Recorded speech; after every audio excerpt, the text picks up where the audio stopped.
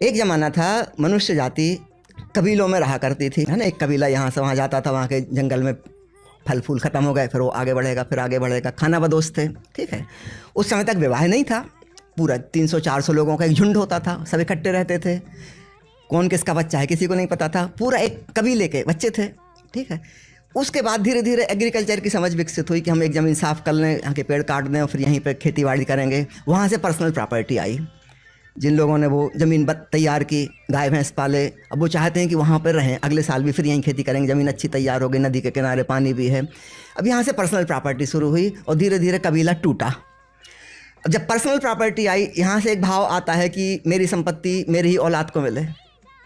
अब ये औलाद का कैसे पता चलेगा, डीएनए टेस्ट तो उस समय होते नहीं थे।